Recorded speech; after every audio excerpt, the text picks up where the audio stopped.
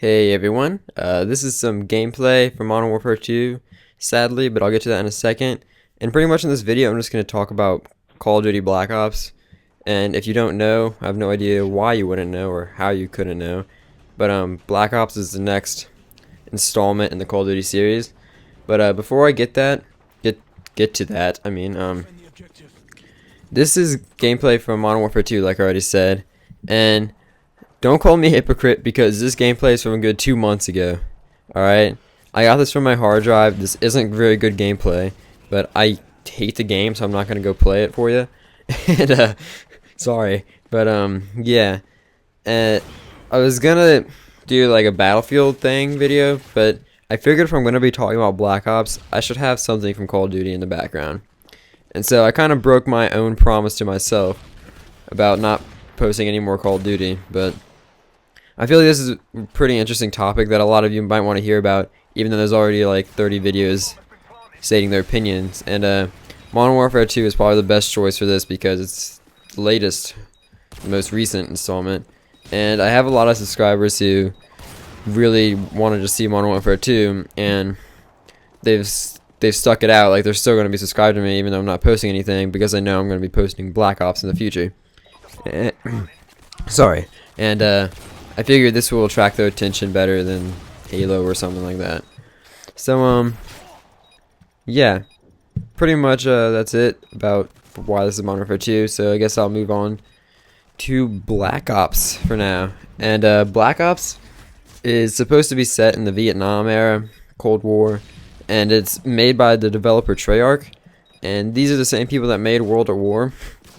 And if you're like me, you probably didn't like World at War too much, but the thing is, that game was still better than Modern Warfare 2.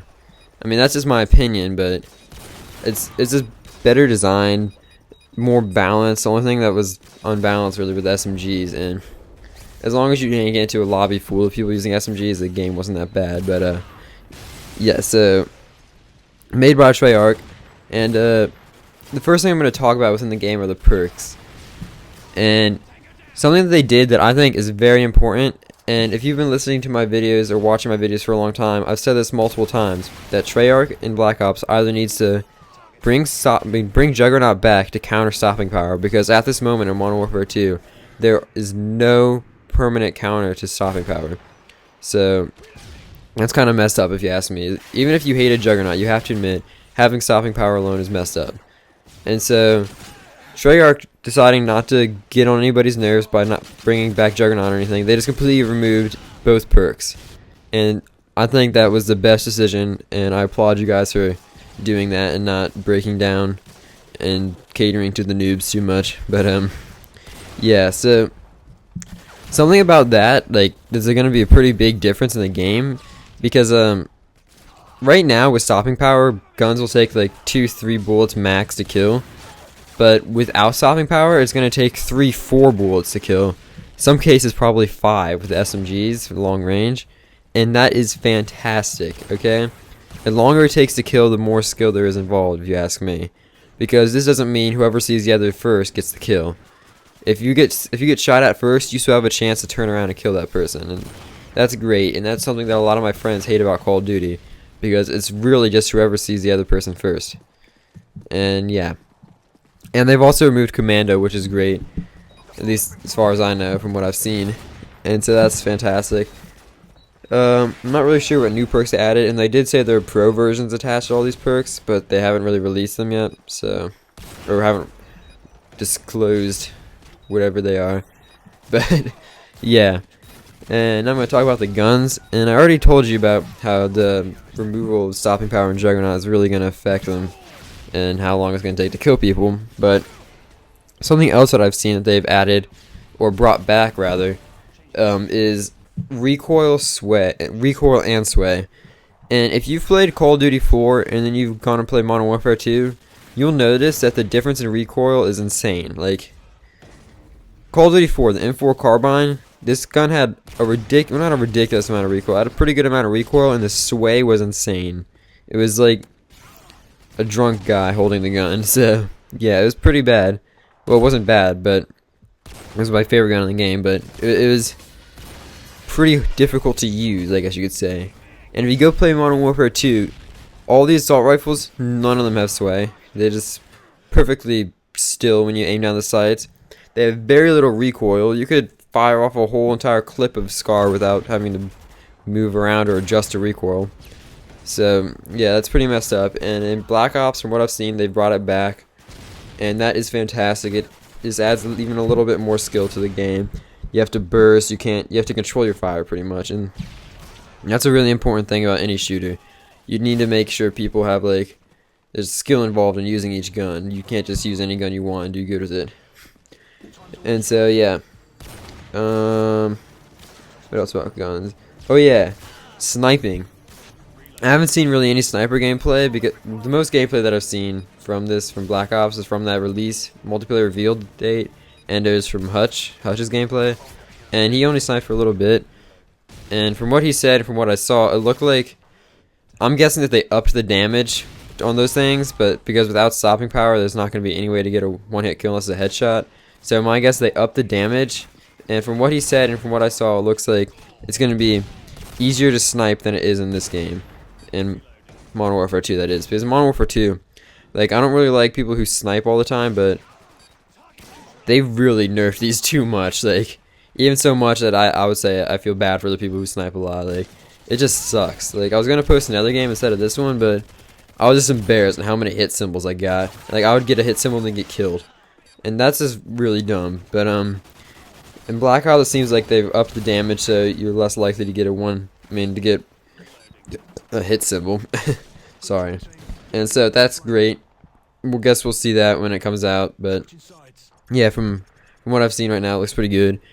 And another really big thing that I thought was really important since the release of Modern Warfare 2 is they've brought back shotguns and put them in the primary class, primary weapon area. And right now in Modern Warfare 2, there's secondary weapons, and that's just kind of dumb because you can just be all powerful. You could have a Scar with a freaking AA-12, and you're just a monster at every freaking range. So yeah, they put them back in primary slot, and they've made them a lot weaker. And so pretty much, from what I've heard, it's gonna be just like Call of Duty 4 not sniping, Call of Duty 4 shotgunning, and that's great. Well, not great. I feel like they should have made them a bit better than Call of Duty 4, but I like to see that they've nerfed them down, because right now shotguns are really annoying. They're too good. I think in this game alone, I actually have a spree with an M1014. This is ridiculous. In Call of Duty 4 would have never happened, but yeah. So that's pretty much all I have to say about guns. And so now I guess I'll move on to game types.